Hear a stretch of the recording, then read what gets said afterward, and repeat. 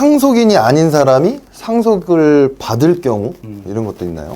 상속인이 아닌 사람이 간혹 가다가 상속을 받는 경우가 생기는데요. 네. 그런 경우에는 실제 자녀들이나 뭐 배우자 또는 이런 상속인의 경우에는 굉장히 좀 억울하실 수 있겠죠. 그렇죠. 쟤는 상속인도 아닌데 왜 이렇게 상속을 많이 받았어? 뭐 그게 생전이든 생후든 이렇게 미리 받으신 경우에는 상속 회복 청구라는 걸 하실 수 있습니다. 그래서 그 상속인이 아닌 사람의 받아간 상속분에 대해서 다시 상속인에게 돌려달라 이런 소송을 하실 수 있습니다.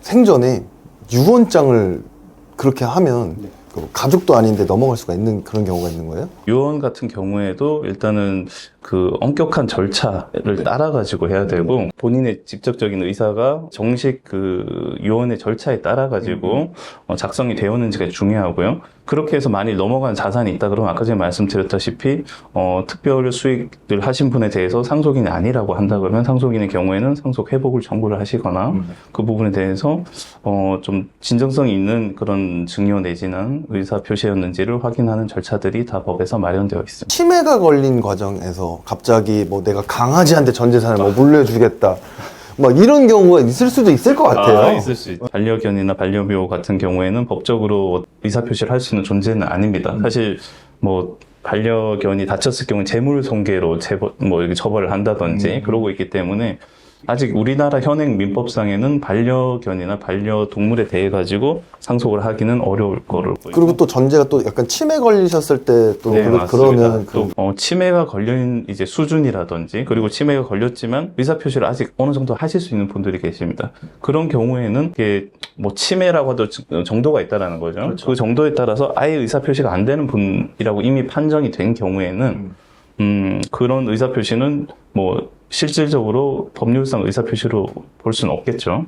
치매가 있으셔도 제정신은 시간이 의학적으로 이제 뭐 의사의 소견이 있을 거고 그때 이제 변호사님이 같이 가신다면 그거에 함께 입증이 된다면 그래서 변호사님이 필요한 게 아닌가라는 또 생각도 들거든요. 그리고 그런 뭐 제도들이 추가로 마련될 수도 있겠지만 지금 현행 법상으로는 이제 한정 후견인 제도 또는 뭐 성년 후견인 제도 이런 것들이 후견인 제도라고 마련이 되어 있습니다. 진짜 치매에 걸려서 의사표시가 불가능하신 분들 같은 경우에는 법원에서 한정 후견인 또는 성년 후견인으로 해서 인정을 받게 되시면 그때는 그 후견인이 되시는 분이 실제로 의사표시를 대리해서 행하실 수가 있습니다. 그리고 상속인의 경우에도 이제 결격 사유 같은 게 또 있어요. 부모 자식 간의 관계에 있지만 사실 요즘 반인륜적인 경우들이 꽤 많지 그렇죠. 않습니까? 네. 그런 것들을 보면 뭐 상속인하고 누구든지 다 상속을 받는 게 조금 불합리하다라고 생각하시는 분들 계실 거예요.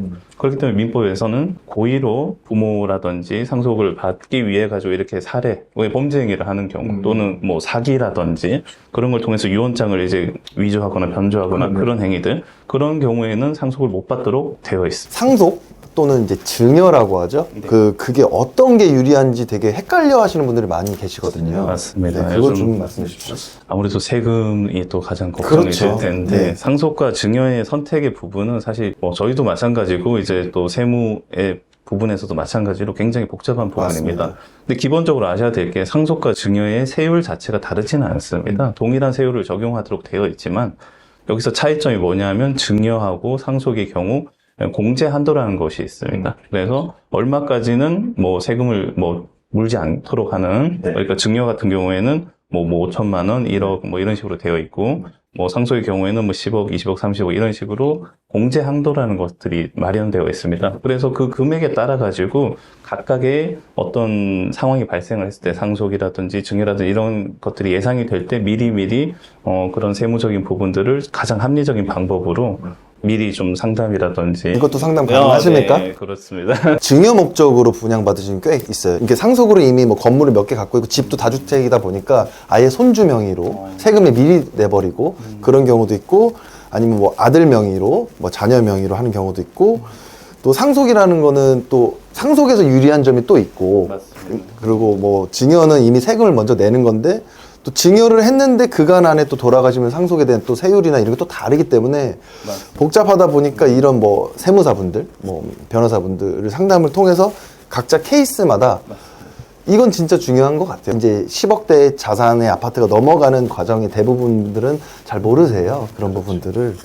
그래서 이런 부분을 통해서 우리 이제 구 변호사님과 함께 상담 한번 받아보셨으면 좋겠고. 사실 요즘은 뭐 수도권, 특히 서울 같은 경우에는 집값만 해도 대부분 평균적으로 10억, 20억씩 다 하지 맞습니다. 않습니까? 그런 자산들에 대해 가지고 어떤 공제한도를 넘어서는 부분이라든지 공제한도 아니라고 하더라도 가장 세금을 뭐 절약해서 이제 뭐 상속이나 증여를 하실 수 있는 부분들에 대해서 많은 고민들을 하고 계시다고 생각을 합니다. 그래서 그런 것들에 대해서 저희가 어떤 뭐 서비스를 지금 계속 제공하고 있으니까 앞으로 뭐 그런 부분들에 대해서 문의를 많이 해주시면 좋을 것 같습니다. 네, 오늘 구 변호사님이랑 이렇게 뭐 법률 서비스가 왜 필요한지, 변호사님이 왜 필요한지, 상속이나 뭐 증여에 대해 간단히 인터뷰 한번 해봤고, 마지막으로 하실 말씀 있으세요? 저희 로펌 같은 경우에는 뭐 한지훈 팀장님도 계시지만 굉장히 많은 전문가들께서 오랜 경력과 그리고 경험을 통해 가지고 의뢰인과 최대한 공감하고 소통하면서 그런 어려운 점들을 해결해 드리고자 최선을 다하고 있습니다. 그러니까 앞으로 많이 저희 뭐 채널도 사랑해 주시고 저희가 앞으로 뭐 도움이 필요한 상황에서 최대한 의뢰인의 편에 서서 도움을 드릴 수 있도록 노력을 하겠습니다. 네, 인사하고 마무리하겠습니다. 네,